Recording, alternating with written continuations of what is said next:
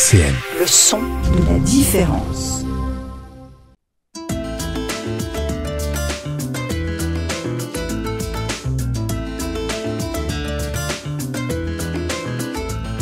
Les masques tombent sur RCN. Amis auditeurs, bonjour, ici Françoise. Aujourd'hui, je suis avec vous et sur RCN, donc 90.7 et maintenant sur Radio Player. Je vous laisse explorer l'application, c'est absolument fabuleux. Donc moi je croyais que RCN c'était une radio qui faisait de la musique et finalement en discutant, non, ça fait plein d'autres choses. Donc on va vous présenter toutes ces missions, tout ce qui fait, les gens qui y travaillent. Et j'ai à côté de moi, attention, là je suis sous grand contrôle, donc le directeur de la radio, Thomas. Bonjour, Thomas. Bonjour Françoise. T'es bien directeur de la radio, Il c'est paraît. ça? Il paraît, voilà, c'est ça. Et puis à côté de moi, Inde, qui est 50% de la présidence, puisque c'est une présidence bicéphale. Oui, je co-préside avec Anna Aubrège qui anime également l'émission Jazz aux éclats. Voilà. Jazz aux éclats. Voilà, donc vous pouvez nous retrouver, vous avez les grilles musicales, mais aujourd'hui on va plutôt explorer l'émission d'une radio locale. Je vous laisse vous présenter chacun à votre tour, et puis allez-y par où vous voulez. Allez, on va commencer par toi, Inde. Alors, donc, que dire de plus? Donc, je suis effectivement depuis septembre 2023 coprésidente de la radio RCN. Parallèlement à ça, je suis engagée dans plusieurs associations, notamment le club Kiwanis qui œuvre pour les enfants du monde. Je connais. Voilà. J'ai une association qui est l'association Tout en couleur. C'est de OLEURS qui favorise les échanges culturels sous forme de manifestations, et on a un volet aussi sanitaire et humanitaire. Voilà, et je suis DRH de profession. Voilà. Ah, belle carte de visite. Et Thomas? Une belle carte de visite. Moi, je suis juste directeur de cette radio. Oh, Non, cette radio, RCN, c'est une radio que j'ai connue il y a 7 ans, à peu près. On y est arrivé, alors elle le raconte pas, Inde, mais on est arrivé ensemble il y a 7 ans. Commencer par ça. Voilà, on a commencé ensemble ici il y a 7 ans. On s'est rencontrés juste avant d'arriver sur cette radio. J'ai animé très vite l'émission Tom and the Gang, qui était au départ que le vendredi matin de 6h à 8h. et qui enchante nos matinées. Merci beaucoup. Allez bien, dis-moi, c'est sûr. et puis avec le temps, il y a eu le Covid, il y a eu des changements. Moi, j'étais commercial de profession. Et puis, il y a eu des changements dans ma vie, il y a eu des changements dans la vie de cette radio. Et j'ai le bonheur de diriger cette radio depuis 5 ans maintenant. Radio qui existe quand même depuis 1988. Et quand même. Oui. Et Ouais, oui, absolument. mine de rien. Et qui s'appelait, alors maintenant c'est RCN, et qui s'appelait Radio Caraïbes, sans le ES au bout. D'ailleurs, Oui, au bout oui, de tout à Caraïbes, fait. j'ai découvert ça cette semaine. Oui. Et le nom a été raccourci, alors je sais pas trop pourquoi, vite fait. En fait, je sais même pas si on connaît vraiment, on sait même pas pourquoi ça l'histoire. s'écrit sans le S. Oui. Il y a plein d'histoires en fait autour Non, mais du nom de cette pourquoi radio. RCN? Pourquoi on est passé de Radio Caraïbes à RCN? Alors ça. Enfin, sauf l'origine de la radio, si vous voulez. Non, mais alors on peut en parler de l'origine de la radio. Il y a plein d'histoires autour de l'origine de ce nom-là. On en découvre régulièrement, mais, Oui. mais voilà. Et je dirais quelque part tant mieux, c'est aussi la légende de ce nom-là. Pourquoi RCN aujourd'hui? D'abord parce que c'est plus facile à dire, et puis parce que il est vrai que c'est une radio qui a grandi, qui a évolué, qui a changé, qui aujourd'hui s'adresse à des partenaires un peu différents de ceux du début, et que donc pour professionnaliser un peu les choses, on a préféré garder les initiales du nom de la radio. Voilà. Mais ce qui n'empêche qu'aujourd'hui, Radio Caraïbes Nancy existe toujours. L'association qui se cache derrière RCN s'appelle toujours Radio Caraïbes. Tout à fait. Ah, d'accord, Oui. ok, il y a deux, Oui. il y a le backstage. C'est ça. C'est ça. Il y a l'association qui porte la radio et qui s'appelle Radio Caraïbes, et la radio s'appelle RCN. D'accord, ok. Est-ce qu'il y a encore des anciens? Et en plus, je sais que tu voulais faire une annonce.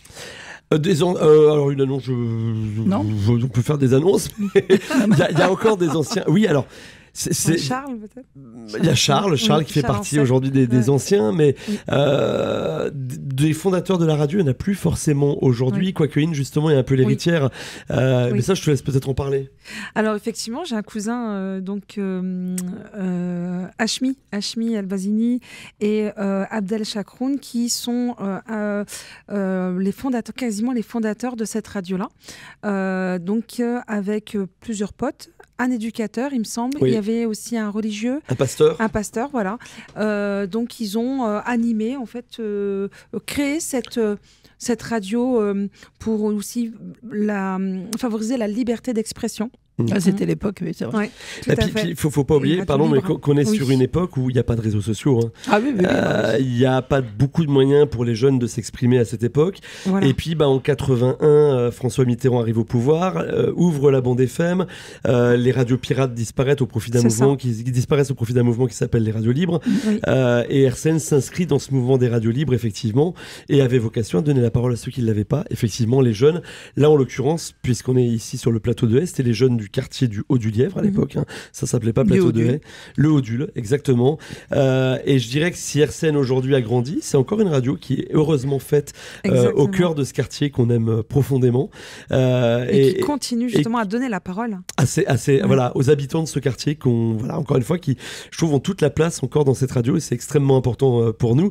Et si je dois passer une annonce, mais j'invite évidemment même les anciens, ceux qui ont fait partie de la fondation. Je sais qu'il y avait des émissions à l'époque, c'était de la funk, par exemple. Oui, la funk. J'adorerais retrouver des anciens qui viendraient Tout nous à fait. présenter des émissions de funk comme ils le faisaient à l'époque. Ou au moins dire Buisson bonjour, Ardent. simplement. Et au moins dire ils sont bien toujours les bienvenus. Quand Nous je- saluer. bien sûr. je les croise, moi, de temps en temps sur des événements sur lesquels RCN est partenaire sur le quartier. Je n'arrête pas de leur dire, mais venez nous voir, Oui. pousser la porte. À chaque fois, ils me disent oui, et j'attends toujours qu'ils viennent. Ils seront évidemment Donc c'est une toujours vraie les bienvenus. invitation. Ah, c'est Venez une dire vraie bonjour, invitation. venez Oui. saluer, vous n'êtes pas obligé d'animer. Non, Voilà. mais vous venez Donc, c'est votre maison. Ça reste la maison. Ça reste la maison. Ça reste RCN. C'est une radio qui est écoutée par l'ensemble des gens de la métropole, du Grand Nancy et ailleurs. Mais c'est une radio, faut pas oublier, qui vit dans un quartier. Dans un quartier. Et d'ailleurs, Tout à elle fait. est plus radio libre, elle est radio associative. Elle est radio Oui, c'est associative, son exactement. intitulé. Donc c'est quoi l'émission d'une radio associative? C'est large. C'est très large. C'est tentaculaire. En fait, je pense que les gens voient le côté radio, Oui, c'est ça. mais la radio, je dirais que c'est c'est la partie émergente de l'iceberg. C'est l'arbre qui cache la forêt. En fait, il y a toute une forêt derrière, tout un tas d'actions qu'on mène. On parle du quartier, par exemple. On mène beaucoup d'actions sur le quartier, auprès des différents publics du Alors quartier. c'est quoi des actions? Des actions, par exemple, avec les jeunes collégiens, on travaille avec les collèges du secteur, par exemple, et on a autour de nous plein d'associations d'éducation populaire, et ensemble, on fait en sorte de pouvoir identifier des jeunes qui peuvent peut-être rencontrer des difficultés dans la vie familiale, dans la vie scolaire, dans la vie sociale. On les fait venir à la radio et on profite de l'outil radio pour leur permettre de retrouver une confiance en eux, en les autres et en leurs paroles. Ça, pour nous, c'est extrêmement important. Ça fait partie des actions. Autre action, par exemple, qui est importante, et j'en parle là parce que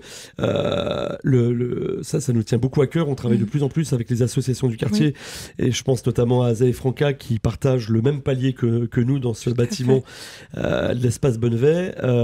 On s'est rendu compte, depuis maintenant quelques années qu'on travaille ensemble, qu'il y a un vrai enjeu autour de la santé dans les quartiers. Oui. Concrètement, Un quartier français, quoi. mais je dirais peut-être encore plus particulièrement dans les quartiers dits prioritaires. Mhm. Dans lequel se situe le plateau de Haye. On a été, il y a quelques années, je crois il y a 3 ans, si je dis pas de bêtises, on a été contacté par la Polyclinique Majorelle qui nous dit on comprend pas. Il y a aujourd'hui, avec Octobre Rose, de plus en plus de femmes qui se font dépister. En revanche, dans des quartiers comme le plateau de Haye, il y a plus de mortalité qu'ailleurs. Tout à fait. Alors Donc, que la clinique est juste à alors côté. que la Cancer de clinique- sein. Cancer du sein. Donc forcément, quand on entend ça, on se dit qu'est-ce qu'on peut en faire? Il faut qu'on en fasse quelque chose. Et on s'est associé effectivement à Aza et Franca à l'époque en disant écoutez, voilà, vous avez des publics que vous touchez via votre rôle d'éducation populaire. Nous, on a un outil qui nous permet aussi de créer quelque chose d'un peu différent pour que les gens puissent avoir l'impression de pouvoir s'exprimer dans un cadre un peu privilégié.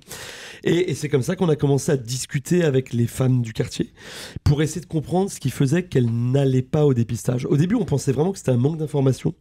Et on s'est aperçu que c'était pas du tout un manque d'information. C'est des craintes. Qu'est-ce qui se passe si demain j'ai le cancer? Je suis seule, j'élève mes enfants toute seule. C'est un chamboulement. Je en fait, travaille dans de nuit, l'organisation. je vois déjà peu mes enfants. Qu'est-ce qui se passe concrètement pour moi? J'ai entendu des femmes me dire imaginons que j'ai un cancer du sein, on va me retirer mes enfants. Donc, il y a un moment donné, il faut qu'on travaille sur tout ce qu'on entend pour se dire comment maintenant on va les rassurer et leur permettre de réaccéder à leur santé. Ça, pour nous, c'est un point qui est essentiel. Alors, on Exactement. parle du cancer du sein, Oui. on peut parler de la santé mentale aussi. Mhm. Aujourd'hui, au niveau national, les gens prennent conscience de la santé mentale, mais quand C'est on est dans enjeu un majeur. quartier, c'est un enjeu majeur, essentiel.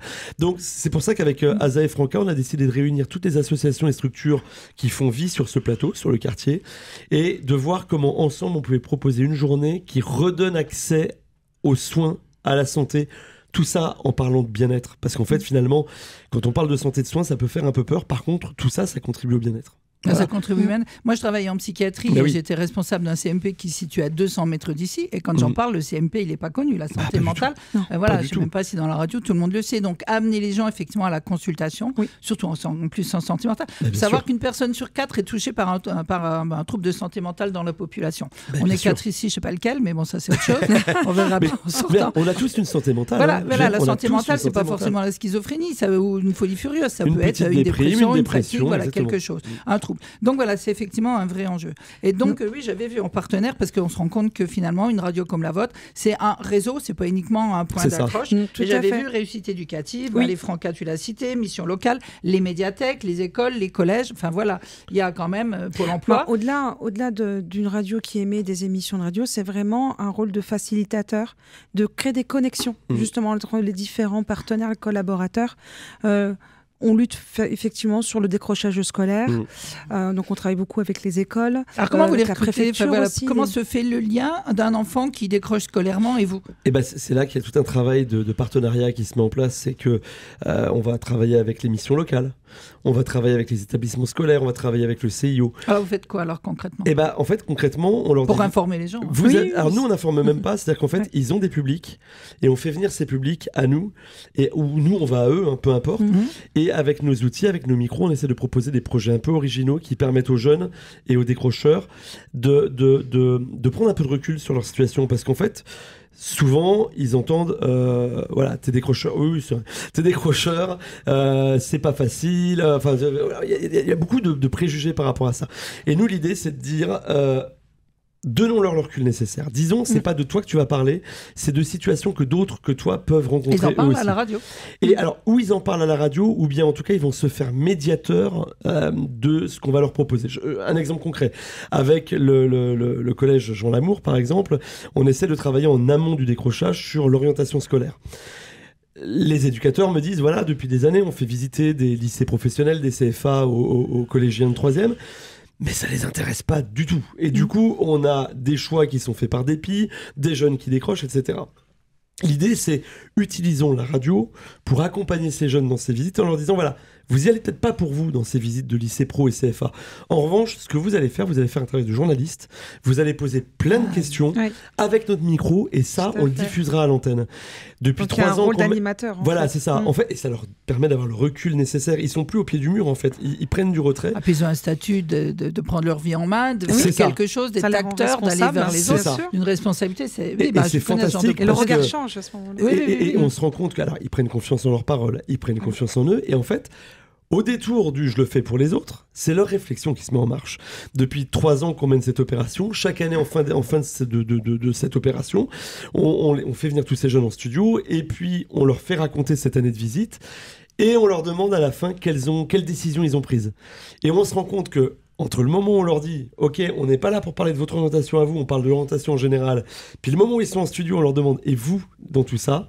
Il y a une vraie réflexion qui s'est mise en place et on a plutôt des résultats qui sont juste excellents là-dessus. Ça leur a donné une colonne vertébrale, une assise, un ancrage. Ça, voilà. Bien sûr. On va faire la pause musicale et puis on reprendra après sur les ateliers. Donc aujourd'hui, j'ai choisi Radio Gaga. Très bon choix. Qui s'appelait au départ Radio Caca, faut le savoir. Ils ont censuré un peu, mais Gaga, ça veut dire pareil. Parce que ça se moquait un peu des grosses radios qui font beaucoup de sous et qui s'intéressent pas aux radios. Donc, comme RCN, par exemple. Ne l'est pas. Exactement, merci beaucoup. RCN, les masques tombent. Bon, toujours les masques tombent avec Françoise, Thomas et Inde. Bien le bonjour à tout le monde. Et à Jean-Luc, évidemment. Pardon, Jean-Luc. On va reprendre sur les ateliers radiophoniques un petit peu. Alors, qui vient, quel recrutement, qui peut postuler, comment on peut vous contacter pour soumettre un projet, quel projet, enfin voilà. Ah, on filtre. Après, on met des notes. T'aimes bien? Vous êtes corruptible. Est-ce qu'ils présentent bien en photo? Non, je plaisante. Pas du tout. Tout est une histoire de finance à RCN, c'est ça? Non. Alors, on aimerait bien avoir plus de soutien financier, ça c'est vrai, parce qu'on reste associatif et que produire et travailler une radio comme la nôtre, ça coûte de l'argent. Et que, on le sait bien, aujourd'hui, c'est de plus en plus difficile. Les fonds publics sont de plus en plus réduits. Donc, c'est vrai qu'on a besoin d'être soutenu financièrement. Ça, c'est indiscutable. Mais vous avez des mécènes? On essaie de développer le mécénat, c'est toujours assez... Ça prend du temps. Oui. C'est en cours, on travaille dessus. Mais ça prend du temps. C'est-à-dire que, encore une fois, c'est pas dans la logique des médias associatifs Tout à fait. que de faire appel à des fonds privés. Il y a une vraie difficulté pour les médias et les radios associatives, c'est que on est des radios qui ne fonctionnent pas grâce à la publicité. Donc, dans notre esprit, dans l'esprit souvent de ceux qui ont porté ces radios, l'argent privé ne pouvait pas rentrer dans le fonctionnement d'une radio associative. D'accord. Donc tout ça, c'est des choses qui sont à mettre en place petit à petit. Puis dans l'esprit aussi des gens, c'est ça, c'est-à-dire qu'on écoute une radio parce qu'il n'y a pas de publicité, une radio associative aussi parce qu'il n'y a pas de publicité. Donc voilà, est-ce que le privé a sa place ? Oui, aujourd'hui il a sa place, indiscutablement, et on y travaille. Et puis on est passé quand même du bénévolat à professionnaliser. De plus en plus. On a des salariés. Il y a combien de salariés alors ? On n'est pas nombreux. Pas nombreux, oui. On est aujourd'hui, on est en équivalent temps plein. Je réfléchis, mais on va être 3 équivalents temps plein. 3 équivalents temps plein. Pour diffusion, 7 jours sur 7, 24 sur 24. Exactement. Et combien de bénévoles ? Et de kilos de sueur de bénévoles. De bénévoles, 60-70 bénévoles par an globalement. Et puis c'est heureusement qu'il y a encore ces choses qui existent. Il y a le volontariat service civique encore aujourd'hui. Nous on a 3 volontaires service civique. Ce sont des jeunes. C'est fragile. C'est malheureusement fragile. C'est fragile parce que c'est pas pérenne. C'est loi de finances, ça fait que c'est pas pérenne. C'est ça. On espère que si, mais de plus en plus on a l'impression qu'on va vers une fin de ces dispositifs. Donc c'est toujours un peu délicat. C'est très difficile. Bon, voilà, on dispose aujourd'hui, on a la chance d'avoir 3 jeunes qui effectivement viennent passer 8 mois avec nous, financés par l'État, 100%, sur 20-24 heures par semaine, globalement c'est ça. Ça nous aide beaucoup. On a aussi beaucoup de stagiaires, on va pas cacher qu'aujourd'hui, les stagiaires qu'on reçoit, alors tu nous diras Françoise, mais je pense que d'un autre côté c'est hyper intéressant pour eux, c'est-à-dire que quand on reçoit des stagiaires ici, je parle pas des stagiaires de 3e, mais quand on reçoit des stagiaires en études supérieures, ils viennent avec un projet et on leur demande de réaliser leur projet. Pour moi, un stagiaire, il a autant sa place qu'un service civique à l'antenne. Et la plupart deviennent bénévoles d'ailleurs. Et tu les entends le matin. Et là, par exemple, on quitte une séquence où on a eu plusieurs stagiaires de l'université et je les embrasse. Ils ont fait un boulot formidable. On a 3 émissions qui sont nées pendant leur période de stage. Et puis, on l'a appris qu'ils vont être un peu pérennes. Alors, ça va être moins fréquent que ce qu'ils faisaient quand ils étaient en stage chez nous, mais ils vont continuer à venir régulièrement enregistrer, animer leurs émissions. Et ça, c'est fantastique. Donc, heureusement qu'on a aussi ces stagiaires qui, quand ils sont là, nous aident et contribuent beaucoup à l'antenne. Et quand ils sont plus là, souvent reviennent bénévolement. Et puis certains même, l'année suivante, deviennent service civique chez nous. Ah oui, non, mais j'ai discuté des fois avec eux. Et c'est la place, pas d'un stagiaire qui fait des photocopies, mais ils sont impliqués et tout, ça sort. Surtout qu'en plus, il y a un côté, on va peut-être l'aborder aussi, ce côté militant d'une radio comme la vôtre. Donc, et d'un engagement, ça se voit. C'est une radio qui est vivante, qui est hyper vivante. Je vais revenir juste sur la question précédente. Tu nous demandais comment on peut venir à nous s'il y a des projets, etc. Quand même, je pense que c'est important de le dire. On accepte énormément de projets. La seule limite qu'on met au projet, nous, c'est la ressource humaine. Si je dispose pas de la ressource humaine pour aller au projet et pour le faire correctement, c'est le seul moment où je dirais, non, ça, on peut pas le faire. Et croyez-moi que chez moi, c'est quelque chose de très difficile. Je ne sais pas dire non quand un projet m'intéresse. Mais comment on fait ? Alors, les gens poussent la porte et viennent te parler ? C'est ça. En fait, on est beaucoup à l'extérieur, on est de plus en plus présent. On a un studio mobile, on sort 40 fois notre studio à l'extérieur, hors les murs, et on va justement sur des événements autour de l'emploi, autour de la santé, autour du harcèlement. On est présent dans, et puis de la culture, la solidarité. Donc, on rencontre beaucoup de partenaires lors de ces événements qui ensuite nous ressollicitent parce qu'ils ont vu le travail qu'on fait de mise en avant, de médiation. Quand on met notre studio, l'idée c'est, par exemple, je repense à des actions sur l'emploi, le retour à l'emploi de personnes qui en sont éloignées, les seniors, les femmes qui ont subi des maladies et qui font que c'est difficile pour elles de revenir à l'emploi. On met notre studio et l'idée c'est quoi ? C'est de donner la parole au public et aux personnes qui viennent ici pour les rencontrer et de voir comment ça peut matcher.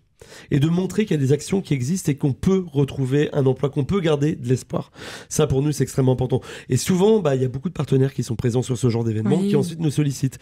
Et quand les projets nous intéressent, rentrent dans notre champ d'action, je le redis, solidarité, emploi, orientation, santé, culture, en général, quand on le peut, on dit oui.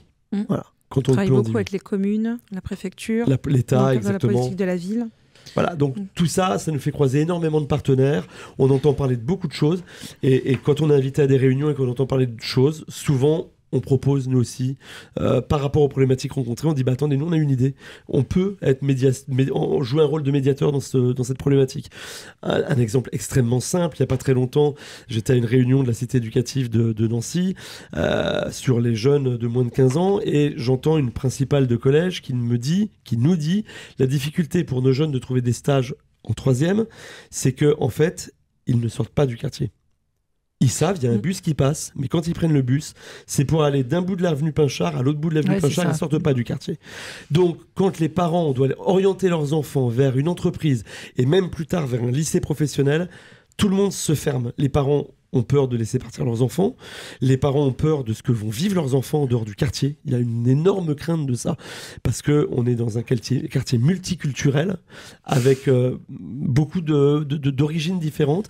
Et il y a cette crainte de se dire... Du transport, donc, de ces mobilités. Donc moi, quand j'entends ça, et que je me dis en même temps, ces jeunes-là, il y a des actions qui doivent être mises en place par l'éducation nationale pour montrer des métiers à ces jeunes-là, on essaie de réfléchir, on se dit tiens, et si on proposait à ces collèges de trouver des entreprises dans lesquelles on va amener leur classe de 5e, par exemple, sur la découverte des métiers. Et d'une part, on va essayer de trouver des entreprises pas loin pour montrer aux enfants qu'il n'y a pas que les kebabs où ils peuvent faire leur stage de 3e, qu'à 5 minutes de chez eux, aussi près que le collège, il y a des entreprises qui peuvent les accueillir. Et qui sont d'accord pour les accueillir. Et qui demandent que ça même, qui sont demandeuses. Oui. Parce qu'elles ont, ces entreprises, demain, elles ont des postes à pourvoir. Donc, plus on trouve des jeunes tôt, plus on a des chances derrière de les orienter vers des formations qualifiantes. On est une vraie passerelle. Et puis, quand on parle de mobilité, on se dit tiens, et pourquoi on n'emmènerait pas ces mêmes jeunes à un moment donné dans une entreprise un peu plus loin où on va leur faire prendre le bus et on va leur montrer que tout se passe bien.